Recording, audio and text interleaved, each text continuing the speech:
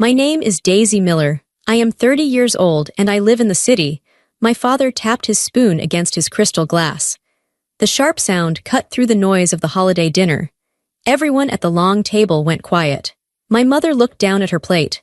My brothers, Tyler and Connor, straightened their ties and tried to hide their smiles. They knew what was coming. Daisy, my father said. His voice was loud. He wanted everyone to hear. We need to settle the future of this family. I have made my decision. The estate, the house, and all the investments will go to the boys, all of it. He paused, waiting for my reaction. You understand, he continued, waving his hand at me like I was a fly. You have your little science experiments. You can fend for yourself. The boys need the family legacy. You don't. The room was deadly silent. My brothers watched me, waiting for the tears. They waited for me to beg, just like I did when I was a child. They wanted to see me break. But I didn't break. I didn't scream. I didn't even blink. I just reached out and picked up my wine glass. I took a slow, calm sip. My father thought he was cutting off a helpless daughter. He didn't know the truth. He didn't know that 3 hours ago, my phone buzzed in my pocket. My biotech patent had been approved. I wasn't just his disappointed daughter anymore. I was a billionaire. And I was about to watch his world crumble. But before I tell you how everything flipped, like and subscribe, drop a comment. Where are you watching from? My name is Daisy Miller. I am 30 years old. I drove a rental car. It was a simple, gray sedan. I could have bought a fleet of Ferraris, but I didn't want them to know. Not yet. I wanted to see them as they really were. The drive to my parents' estate took an hour from the airport. It was a drive I had done 100 times, and every time, my stomach hurt. It felt like a heavy stone was sitting in my gut. My hands gripped the steering wheel tight. My knuckles turned white. I turned off the main highway and onto the private road that led to the house. The trees were overgrown. Branches scraped the top of my car. It was the first sign. When I was a little girl, this road was perfect. The hedges were trimmed, the gravel was smooth. Now there were potholes. The grass was too high. It looked like a place that was trying to pretend it was still rich, but the money was running out. I pulled up to the main gate. It was iron, tall and imposing. It squeaked loudly when I pushed the button to open it. One of the hinges was rusted. I drove up the long driveway and parked in front of the house. The Victorian mansion loomed over me. It was huge. It had turrets and a wide porch. From far away, it looked impressive. But now that I was close, I saw the truth. The white paint was peeling in long strips like dead skin. The roof had missing shingles. The beautiful wraparound porch was sagging on the left side. It was a decaying giant. It was propped up by debt and lies. I turned off the engine. I took a deep breath. You can do this, Daisy, I whispered to myself. You are not the same little girl anymore. I stepped out of the car. The air smelled like damp wood and expensive cologne. My brothers were already there, Tyler and Connor. They were standing by their cars. Tyler had a black Porsche. Connor had a bright red sports car. I knew for a fact they were leased. They didn't own them. They just paid a monthly fee to look successful. Tyler saw me first. He smirked. He nudged Connor.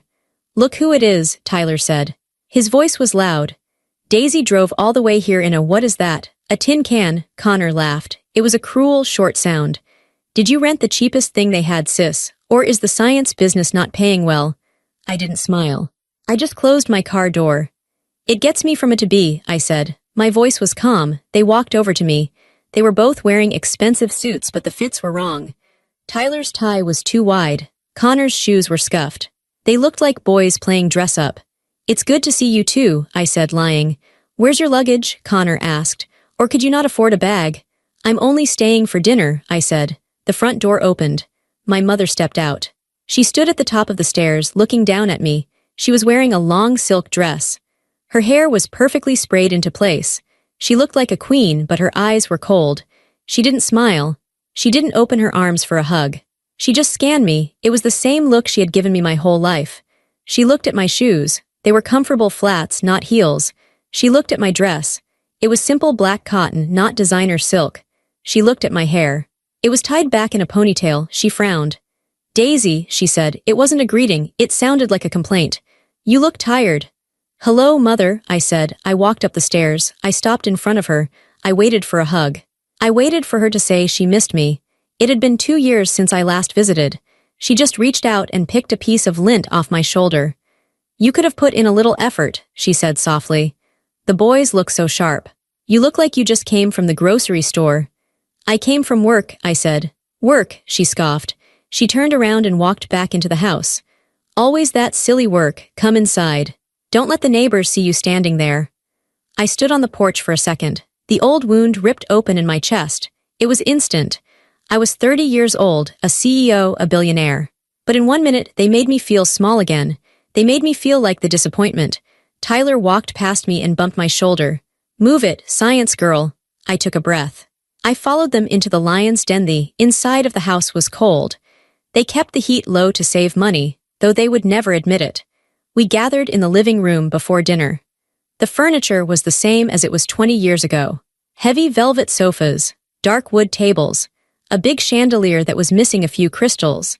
My father was sitting in his leather armchair near the fire. He was holding a glass of whiskey. He didn't stand up when I walked in. He didn't even look at me at first. He just stared at the fire. Hello, Dad, I said. He took a slow sip of his drink. Then he turned his head. His face was red and puffy. He looked older, but his eyes were just as hard. You made it, he said. Traffic was bad, I assume you're late. I'm on time, Dad, it's 6 o'clock. You're late, he repeated, shutting down the conversation. He turned back to my brothers. Tyler, tell me about that deal you mentioned. The real estate project. I sat down on the edge of a stiff sofa. No one offered me a drink. No one asked how I was. I became invisible. It was an old magic trick my family knew. They could be in a room with me and act like I wasn't there. Tyler puffed out his chest. It's huge, Dad. We're going to flip that warehouse downtown. Easy money. Triple the investment in 6 months. I knew the warehouse he was talking about. It was a toxic waste site. I knew because my company had looked at the land for a potential lab 2 years ago. It was unsalvageable. Tyler was going to lose everything. That sounds risky, I said quietly. The zoning laws there are strict. The room went silent. My father turned to me slowly. Daisy, he said. His voice was a warning. The men are talking business. Stick to your test tubes. I just meant, enough, my mother snapped from the corner. She was fixing a flower arrangement that didn't need fixing. Don't start an argument, Daisy. You always bring such negative energy. I closed my mouth. Negative energy. That's what they called it when I spoke the truth. I watched them. It was like watching a play I had seen 1,000 times. Tyler and Connor bragged about money they didn't have. They talked about trips to Dubai and watches that cost more than a house. My father nodded, proud of them. He saw himself in them. He saw power.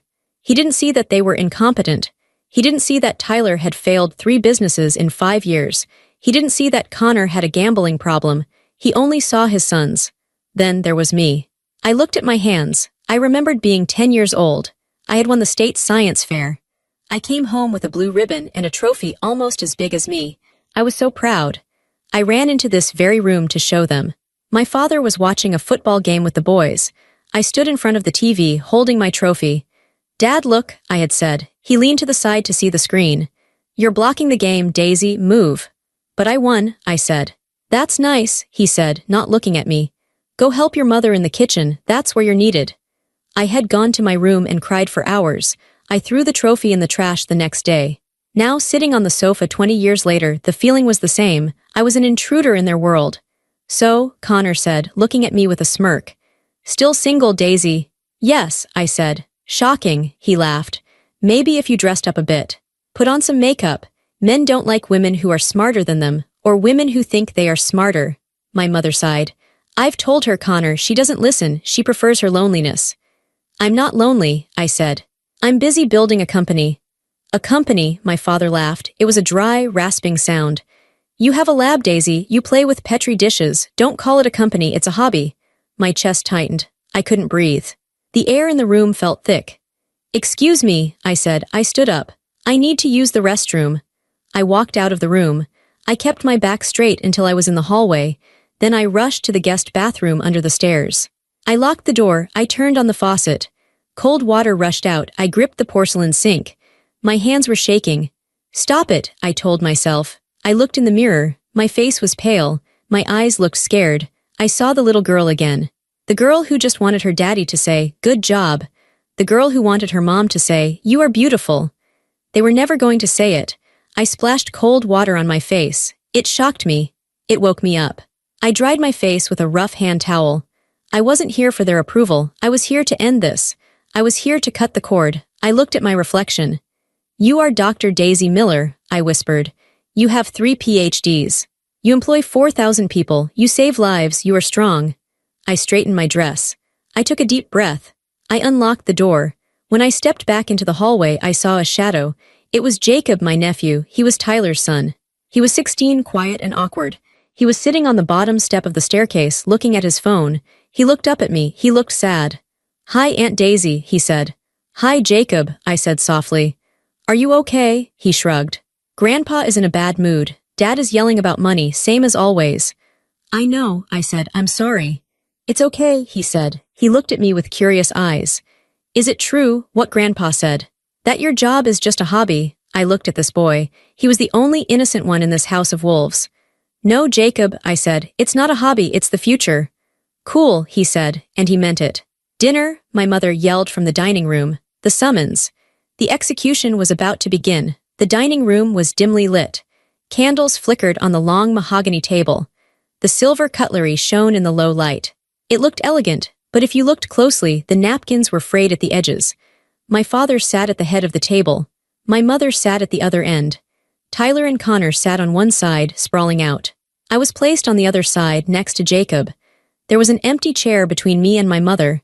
It was a symbolic gap. I was isolated. A hired server brought out the food.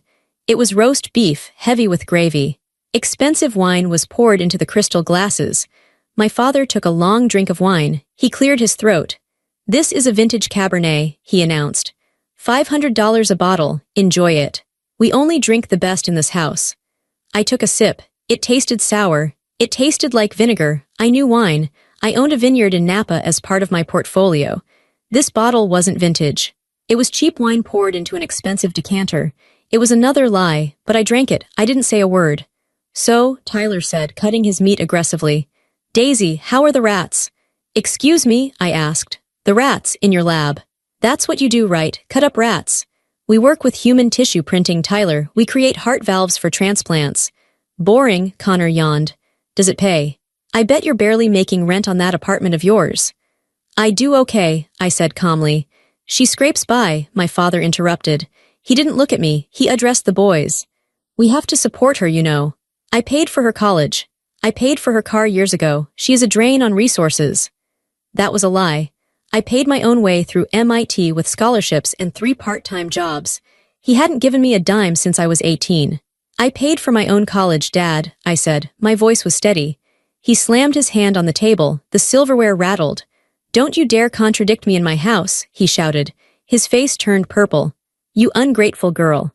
I gave you life. I gave you a roof over your head. I went silent. I picked up my fork. I cut a small piece of potato. My mother looked down at her plate. Eat your dinner, Daisy. Don't upset your father. She loves to upset me, my father muttered. She's always been jealous of her brothers, jealous of their success. Jacob shifted uncomfortably in his seat next to me. He looked down at his lap, checking his phone under the table. The dinner continued. The insults kept coming. They were like small cuts. She never had a head for business, Tyler said. She's too emotional, Connor agreed. Remember when she cried because we sold her pony? She was 12. Grow up. She's plain, my mother added, sipping her wine. If she fixed her hair, maybe she could find a husband to take care of her. I chewed my food slowly. I tasted nothing. It was like eating ash. I looked at them, really looked at them. Tyler had sauce on his chin. Connor's eyes were bloodshot from drinking. My father's hand shook as he held his glass. My mother looked tired and hollow. They were small. They were mean because they were scared. They were bullies in a crumbling castle. Then my father cleared his throat again. This was it, the main event. He stood up. He held his glass high. I have an announcement, he said. A toast. Everyone stopped eating. To the future of this family, he said. I have been meeting with the lawyers. We need to secure the legacy. The estate, the investments, the remaining assets. I am placing them all into a trust. Tyler and Connor grinned. They clinked their glasses. And, my father continued, his eyes finally locking onto mine. They were cold, hard eyes. This trust will be managed exclusively by Tyler and Connor. They will inherit everything. He paused for effect. Daisy, he said, you are out. You get nothing, not a cent, not a brick of this house. The room was silent. You have your little science experiments, he sneered. Let's see if they can keep you warm at night. You are not a businessman, you are not a leader, you are weak. The boys, they are the future. My brothers laughed. It was a victory lap. Sorry, sis, Tyler said. Business is business. Don't worry, Connor said. We'll let you visit if you call ahead. My mother looked at me. It's for the best, Daisy. You wouldn't know what to do with money anyway. They waited. They watched me. They wanted me to cry. They wanted me to beg. They wanted the scene. I placed my fork down gently. I picked up my napkin and dabbed my mouth. I looked at my father. I looked at my brothers. I didn't feel sadness anymore. I didn't feel anger. I felt lightness. I picked up my wine glass. I took a slow sip. Okay, I said. My father blinked. Okay, that's all you have to say.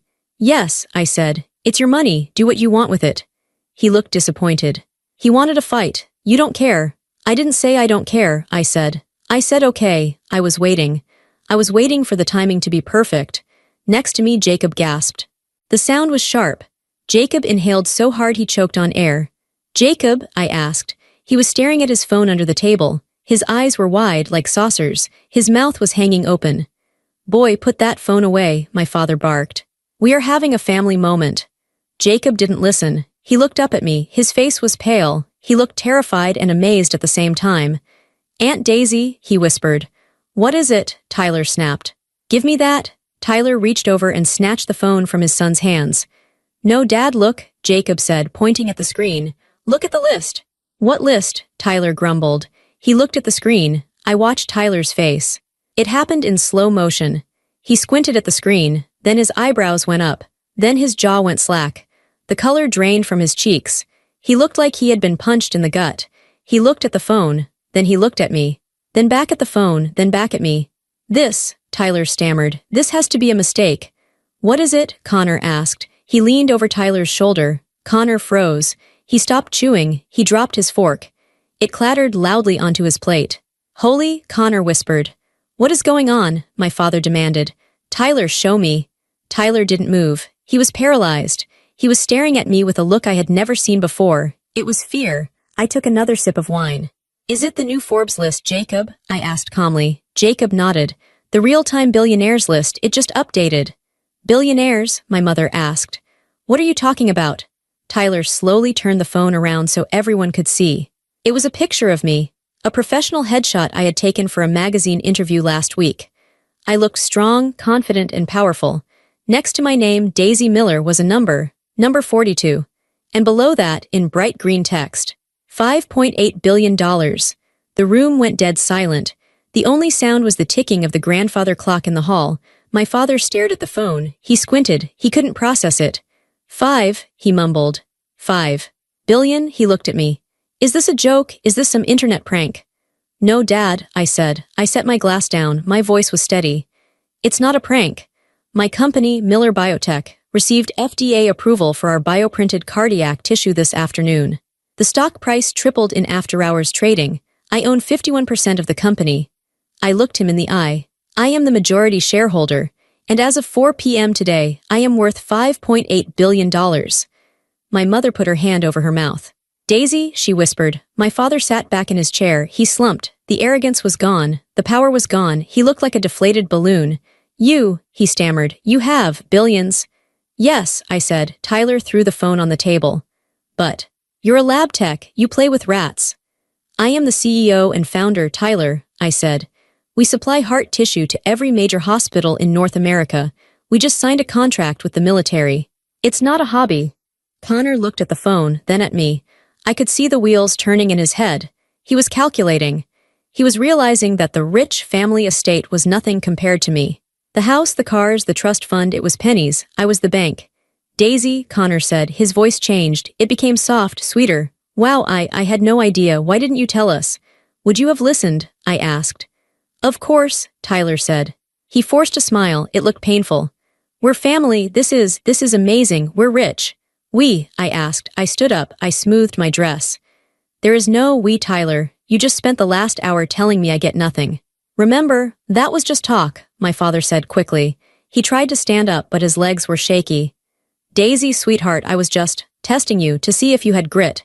And you do. You have the killer instinct. I knew it. You didn't know anything, I said. I reached into my purse, which was sitting on the floor. I pulled out a thin blue folder. I have a reveal too, I said. I slid the folder across the table. It stopped right in front of my father. What is this? He asked. It's a due diligence report, I said. Since you like business so much, I decided to run a background check on the family legacy. My father's face went gray. Open it, I said. He didn't move. Open it, I said, my voice rising for the first time. It cracked like a whip. He opened the folder. I know everything, I said. I know the estate is leveraged at 120%. I know you took out 3 mortgages on this house. I know the foreclosure notice came last week. I know Tyler's real estate business is being sued for fraud. I know Connor owes $200,000 to a loan shark in Vegas. My brothers shrank in their seats. My mother started to cry. There is no inheritance, I said. There is no money. There is only debt. You cut me out of the will because there is nothing to give. You were trying to hide your failure. My father looked at the papers. His hands were shaking so hard the papers rattled. Daisy, he whispered, please. Please what? I asked. Help us, he said. He looked small. We are your family. I looked at them, the people who had mocked me, the people who had made me feel worthless for 30 years.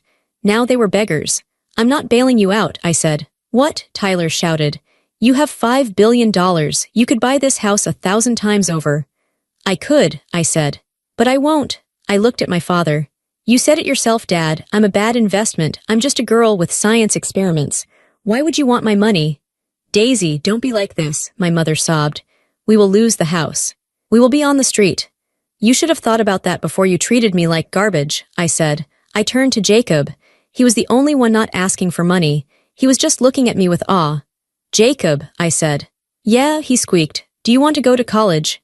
Yes, he said. I want to study engineering, but Dad says we can't afford it. I pulled a pen from my purse. I wrote something on the back of a napkin. I am setting up an education trust for you, I said. Fully funded, any university you want. Tuition, room, board, all paid for. Tyler reached out. That's great. You can send the check to me and I'll manage. No, I cut him off. The trust will be in Jacob's name. You cannot touch a cent of it. If you try, my lawyers will destroy you. I handed the napkin to Jacob. This is my personal number. Call me tomorrow. Jacob took the napkin. He smiled. It was a real smile. Thank you, Aunt Daisy. I looked back at the rest of them. They looked like statues in a graveyard. I'm leaving now, I said. Enjoy the wine. It's the only expensive thing you have left. I turned around and walked out of the dining room. I walked down the hall. I walked out the front door. I heard my father shouting my name, but it sounded far away. Like a ghost. I got into my rental car. I started the engine. I drove down the driveway, past the peeling paint, past the overgrown trees, past the rusted gate. I looked in the rearview mirror one last time. My father was standing in the window, watching me leave. I didn't feel sad. I didn't feel lonely. I felt free. I drove onto the main road and didn't look back. The best revenge wasn't screaming. It wasn't fighting. It was winning. And I had won. The silence in the dining room was heavy. It felt like the air had been sucked out. My father was still staring at the phone screen, at the number next to my name. 5.8 billion. He looked up at me. His eyes were wide and wet. He looked like a man who had just seen a ghost. This is real, he whispered. His voice was shaking. Daisy, tell me this is real. It is real, I said. I kept my voice flat. I didn't smile. But that is not the only thing we need to discuss tonight. I reached down to my bag again. I pulled out the blue folder I had brought with me. It was thick. It was heavy with paper. I placed it on the table. The sound of the folder hitting the wood was loud in the quiet room. Thud. What is that? Tyler asked. He was still pale. He couldn't take his eyes off me. He looked at me like I was a stranger. Or maybe he looked at me like I was a meal ticket. This, I said, putting my hand on the folder, is the truth. We don't need truth, my mother said nervously. She tried to laugh, but it sounded like a choke. We are having a nice dinner. We are celebrating. Daisy is successful. We should open another bottle of wine.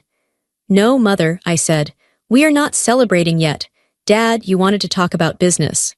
You wanted to talk about the family legacy. You said the boys would inherit everything. I slid the folder across the table. It stopped right in front of my father's plate. Open it, I said. My father's hand shook as he reached for the cover. He opened it slowly. The first page was a summary of the estate's finances. I knew exactly what was on it because I had paid a forensic accountant $50,000 to find it. Read the first line, Dad, I said. He stared at the paper. He didn't speak. Read it, I said a little louder. Mortgage status, he mumbled. Default. Tyler stood up. What? That's impossible. This house is paid off. Grandpa paid it off 30 years ago. Sit down, Tyler, I said. The house was paid off, but Dad took out a loan against it 10 years ago, then a second loan 5 years ago, and a third loan last year. I looked at my father. He was shrinking in his chair. Is that true, Dad? Connor asked. You told me the estate was worth $20 million, clear and free. My father didn't answer. He just kept staring at the paper. He lied to you, I said to my brothers. There is no $20 million. There is no legacy. The bank sent the foreclosure notice last Tuesday. You have 30 days to vacate the property. 30 days, my mother screamed. She stood up, knocking her chair over. 30 days to leave my home. Where will we go? I don't know, I said. Maybe you can stay in a hotel if you have any credit left. I pointed to the folder again. Turn the page, I said. My father turned the page. That is the report on Tyler's real estate company, I said. Tyler froze. Hey, that's private business. It's public record when you get sued for fraud, I said. You took deposits from investors for a condo building you never built. You spent the money on cars and trips. The lawsuit is going to court next month. You are looking at 5 years in prison, Tyler. Tyler dropped back into his seat. He looked like he was going to be sick. And Connor, I said. Turn the page again. My father turned the page. It was a list of gambling debts. You owe $200,000 to a loan shark in Las Vegas, I said. And you owe another $50,000 to credit card companies. You have been borrowing money from Dad to pay the interest, haven't you? Connor looked down at his lap. He started to cry, a grown man, crying because he got caught. You are all broke, I said. The cars are leased. The clothes are on credit. The wine we are drinking is cheap swill poured into a fancy bottle. It is all a lie. I looked at my father. He finally looked up at me. His face was gray. He looked old and defeated. Why? He whispered. Why did you do this, Daisy? Why did you dig this up? Because you tried to hurt me, I said. You invited me here tonight to humiliate me. You wanted to cut me out of the will to make me feel small. You wanted to show off your power. I leaned forward. But you have no power, I said. You cut me out of the will not because I wasn't worthy. You cut me out because there is nothing to give. You wanted to protect your ego. You didn't want me to know that you failed. I did it for the family, he said weakly. I tried to keep it together. You did it for yourself, I said. You sacrificed me to keep up appearances. You let Tyler and Connor think they were rich, so they became lazy and entitled. You let me think I was poor, so I worked hard. You created this. My mother walked over to my father. She put her hand on his shoulder. She was crying hard now. Her makeup was running down her face. Daisy, please, she sobbed. We are your parents. We made mistakes, but we love you. Do you? I asked. Do you love me? Or do you love that I have $5 billion? She didn't answer. She couldn't. I looked around the table. The candles were still flickering. The food was getting cold. The illusion was shattered. I came here tonight thinking I would be sad, I said. I thought I would leave here feeling like a victim, but I don't. I feel sorry for you. Daisy, my father said. He reached his hand out across the table. We can fix this. We can be a family again. I looked at his hand. It was shaking. The truth hurts, doesn't it? I asked. He nodded. Yes, it hurts. Good, I said. Now you know how I have felt for 30 years. The panic started slowly, then it hit all at once. It was like watching a dam break. For years, my family had operated on arrogance. They were the kings of the world. They were untouchable. But now the wall was gone. The water was rushing in, and they were drowning. Tyler was the first to panic. He wiped the sweat from his forehead. He looked at me with wild eyes. Daisy, he said. His voice was high and desperate. Daisy, listen. We need to talk business, okay? Forget the past. We are business people now. I am a business person, Tyler, I said calm. You are a fraud. No, listen, he said. He stood up and walked around the table toward me. I can help you. You have all this capital now. $5 billion. You need someone to manage it. You need a family office. I can run it for you. I can protect your assets. I laughed. It was a short, dry laugh. You want to manage my money? I asked. Tyler, you can't even manage a lemonade stand. You are being sued for fraud. Why would I give you a penny? Because I'm your brother, he shouted. Blood is thicker than water, Daisy. You can't trust strangers. You need family. I trust my lawyers, I said. And I trust my accountants. They don't steal from me. Tyler slammed his hand on the back of my chair. Don't be a bitch, Daisy. We are talking about survival here. Sit down, I said. I didn't flinch. Don't touch my chair. He glared at me, but he backed away. He was afraid of me now. Money was power, and I had all of it. Then it was Connor's turn. He didn't yell. He begged. He slid out of his chair and fell to his knees. It was pathetic. Daisy, please, he cried. These guys, the guys I owe money to, they are dangerous. If I don't pay them by Friday, they are going to hurt me. They said they would break my legs. My mother gasped. Oh my God. Connor, you have to help him, Daisy. My mother screamed at me. He is your little brother. You can't let him get hurt. I looked at Connor. He was sniffling like a child. How much is it? I asked. 200,000, he sobbed. That's nothing to you. It's like 5 cents to you. Please, Daisy, just write a check. I'll never ask for anything again. I looked at him. I remembered when I was 16. I had saved up $500 from babysitting to buy a used laptop for school. Connor stole the money from my drawer and bought video games. When I told my parents, they laughed. They said I should have hidden it better. They said boys will be boys. I remember when you stole my babysitting money, I said softly. Connor looked up confused. What? That was years ago. Who cares? I care, I said. It taught me a lesson. It taught me that you take what isn't yours. I'll pay you back, he promised. No, you won't, I said. You never pay anyone back. That's why you are in this mess. So you're going to let them break my legs? He asked, his voice shaking. I am not letting them do anything, I said. You made a deal with bad people. That is your consequence. I am not a bank, Connor. I am your sister. And you treated your sister like dirt. My mother threw her napkin on the table. You are a monster, she yelled. How can you be so cold? We raised you, we fed you, we clothed you. You did the bare minimum required by law, I said. You fed me because you had to. You clothed me because you didn't want the neighbors to talk. But you never loved me, you tolerated me. That's not true, she cried. It is true, I said. Look at this room, Mother. Look at the pictures on the wall. I pointed to the wall behind my father. There were dozens of framed photos. Tyler playing football. Connor graduating high school. Tyler and Connor on a boat. My father shaking hands with the mayor. Find one picture of me, I said. She looked at the wall, her eyes darted around. She searched. There were none, not a single photo of Daisy. She stammered. We have albums. I am not on the wall, I said. I was never part of this family. I was just a guest who stayed too long. My father finally spoke up again. He had been reading the folder, looking for a loophole, looking for a way out. Daisy, he said. His voice was calm now.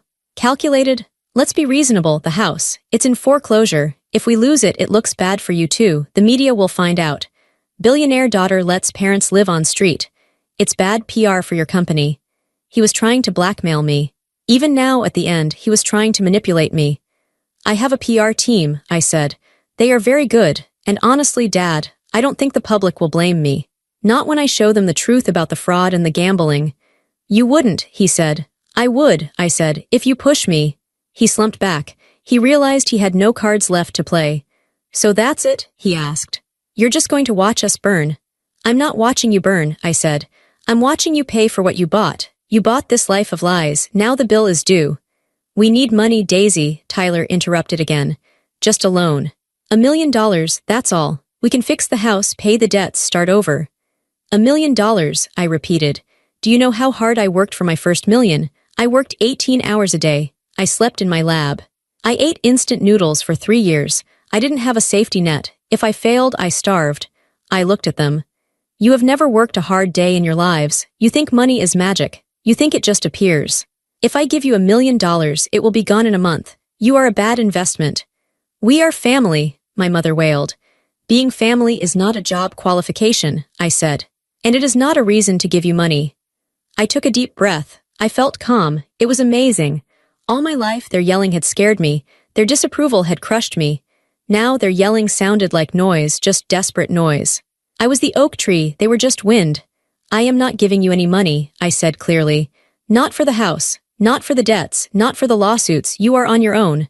The silence returned. But this time it was different. It was the silence of a tomb. They knew I meant it. I turned away from my father and my brothers. I turned to the person sitting on my right. Jacob. My nephew had been silent this whole time. He was sitting with his hands in his lap. He looked terrified. He was watching his father, Tyler, scream and beg. He was watching his grandfather shrink. He was seeing his heroes fall apart. He looked at me. His eyes were wide and innocent. He wasn't like them. He had his mother's eyes, A woman Tyler had divorced 5 years ago because she wasn't rich enough. Jacob was stuck in this house every weekend, listening to their poison. Jacob, I said softly. He jumped a little. Yes, Aunt Daisy. I'm sorry you had to see this, I said. It's okay, he whispered. I kind of knew. You knew, I asked. He nodded. I hear them talking. Late at night, Dad cries in his room. Grandpa yells about banks. I knew we didn't have money, I just didn't know it was this bad. It is bad, I said, but it is not your fault. I reached into my purse again. I didn't pull out a folder this time. I pulled out a notebook and a pen. You said you want to be an engineer, I asked. Yes, he said. His face lit up just a tiny bit. I want to build bridges or maybe rockets. I like physics. Physics is good, I said. I like physics too. Tyler interrupted. Don't talk to him, he's my son. If you won't help me, you don't get to talk to him. Quiet, Tyler, I said. I didn't even look at him. My focus was entirely on the boy. Jacob, I continued. Your father and your grandfather made bad choices. They spent money they didn't have. They focused on looking rich instead of being useful. Do you understand the difference? I think so, he said. Being rich is just a number in a bank, I said. Being useful, building bridges, curing diseases, making things, that is real value, that is what matters. I want to do that, he said. But, Dad says college is too expensive. He said I have to work for him at the real estate company after high school. You are not going to work for him, I said. I wrote a phone number on the paper. I tore the page out and handed it to him. This is my personal number, I said. Not my assistant, me. He took the paper. He held it like it was gold. Tomorrow morning, I said, I am setting up a trust fund in your name. It will have enough money to cover your undergraduate degree, your master's, and your PhD if you want it. It will cover your housing, your books, your food, and your travel. Jacob's mouth dropped open. Really? Yes, I said. But there are conditions. What conditions? He asked. 1. You have to maintain a 3.5 GPA, I said. 2. You cannot touch the principal amount until you are 25. 3. Your father cannot access the money. Ever? I turned to Tyler. Did you hear that, Tyler? I asked. The trust will be blind. The executor will be my lawyer. You cannot withdraw a penny. You cannot borrow against it. If you try to coerce Jacob into giving you money, the trust freezes instantly. Tyler looked furious, but he also looked greedy. He's a minor. I control his finances. Not this money, I said. This money belongs to the trust. And the trust belongs to me until he turns 18. You have no legal claim. I looked back at Jacob. This is your ticket out, I said. You don't have to sink with this ship. You can go to school. You can build your bridges. You can be your own man. Tears filled Jacob's eyes. Real tears, not the fake, manipulative tears my mother cried. These were tears of relief. Thank you, Aunt Daisy, he whispered. Thank you so much. You're welcome, I said. I reached out and squeezed his hand. Don't be like them, Jacob, be better. I will, he promised. My mother sniffled. What about us? You save the boy, but you leave your own mother to starve. You are an adult mother, I said. Jacob is a child. He deserves a chance. You had your chance, and you spent it on silk dresses and country club memberships. I stood up. My chair scraped against the floor. The conversation is over, I said. Standing up felt like dropping a heavy weight. My legs felt strong. I looked at the dinner table one last time. The roast beef was cold. The gravy had formed a skin on top. The expensive-looking wine bottle sat in the middle like a joke. Where are you going? My father asked. He didn't stand up. He couldn't. He looked like he had aged 20 years in 20 minutes. I'm going home, I said. To my real home, my apartment in the city. It's small, but it's mine, and I paid for it. You can't just leave, Tyler said. We haven't figured this out yet. I have figured it out, I said. You haven't. And that is not my problem anymore. I picked up my purse. I smoothed my dress. I walked toward the archway that led to the hall. Daisy, my mother called out. If you walk out that door, don't you dare come back. If you leave us now, you are no daughter of mine. I stopped. I turned around slowly. The threat used to terrify me. When I was 10, when I was 20, the idea of being disowned was my worst nightmare. I wanted to belong so badly. Now the threat sounded ridiculous. Mother, I said, you didn't raise a daughter. You raised a scapegoat. You needed someone to blame for your unhappiness. You needed someone to treat poorly so you could feel better about yourselves. I looked at her directly in the eyes. I am not your daughter, I said. I am the stranger you made fun of. I am the scientist you mocked. I am the woman who succeeded in spite of you, not because of you. We gave you life, she screamed. And I am taking it back, I said. I turned and walked into the hallway. The house felt different now. When I arrived, it felt like a dungeon. It felt heavy and scary. Now it just felt old and dirty. I saw the dust on the baseboards. I saw the water stain on the ceiling that they had painted over. I saw the cracks in the plaster. It wasn't a castle. It was just a rotting house filled with sad, angry people. I walked to the front door. My hand touched the brass doorknob. It was cold. I heard footsteps behind me. It was my father. He had followed me into the hall. He was leaning against the wall for support. Daisy, he wheezed. I didn't turn around. Goodbye, Dad. I was tough on you, he said. His voice was raspy. I was tough on you because I wanted you to be strong. I knew you had it in you. I was pushing you. I paused. I turned my head slightly. Don't rewrite history, Dad, I said. You weren't pushing me. You were ignoring me. You poured all your love into Tyler and Connor because they were boys. You thought they were the kings. You thought I was nothing. He started, but he stopped. He couldn't lie anymore. The truth was too bright. You bet on the wrong horses, I said, and now you have lost the race. I am proud of you, he whispered. It sounded desperate. He was trying one last key to unlock my wallet. No, you're not, I said. You're proud of the money. If I was still a broke scientist, you wouldn't be standing here. You would be laughing at me at the table. He went silent. He knew I was right. Goodbye, I said again. I opened the heavy oak door. The night air rushed in. It was cold and crisp. It smelled like rain and pine needles. It smelled like freedom. I stepped out onto the porch. The door clicked shut behind me. I didn't look back at the door. I walked down the sagging steps. I walked past the peeling paint. I walked to my rental car, the gray sedan, the tin can my brothers had mocked. Now it looked like a chariot. It was the vehicle that would take me away from here. I got in. I threw my purse on the passenger seat. I put the key in the ignition. My hands were steady. My heart was beating slow and strong. I started the engine. The headlights cut through the darkness. I saw the front of the house in the light. It looked sad. It looked like a movie set after the actors had gone home. I put the car in reverse. I drove down the long, winding driveway. The gravel crunched under my tires. I reached the bottom of the hill. I pressed the button for the gate. The iron gates groaned and squeaked as they opened slowly. I drove through them.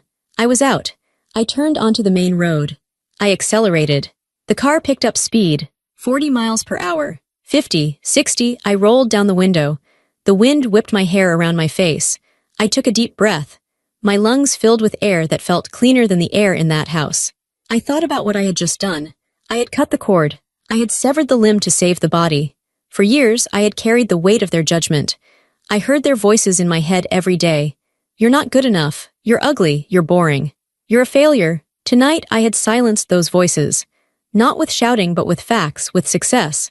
I glanced at my phone sitting in the cup holder. It buzzed. It was a text message from Jacob. Thank you, Aunt Daisy. I won't let you down. I smiled, a real smile. I typed back, I know you won't. Study hard. Then another text came in, from Tyler. Daisy, please pick up the phone. We can work this out. 5% management fee. That's a deal. Call me. I didn't reply. I pressed the block caller button. Then a text from my mother. You are selfish. God will punish you for this. Block. Then a text from Connor. Help me. Block. I put the phone down. I was alone in the car, but I didn't feel lonely. I felt powerful. I thought about the future. Tomorrow I would go back to my lab. I would meet with my team. We had work to do. We were printing heart valves that would save babies. We were changing medicine. I had a life that was full and rich. Not just with money, but with purpose. My family had a big house, but it was empty.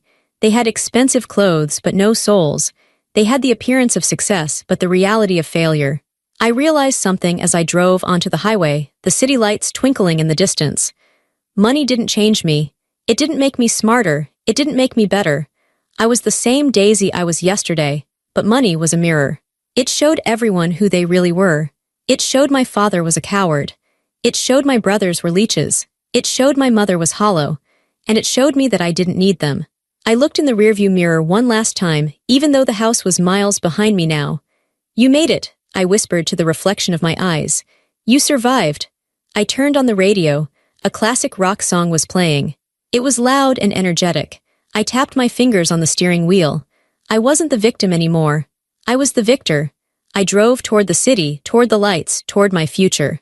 I left the rotting mansion and the rotting family in the darkness behind me. The best revenge wasn't burning their house down. It was building my own house, so high and so strong that they couldn't even see the top of it. I was Daisy Miller. I was a billionaire, and I was finally free.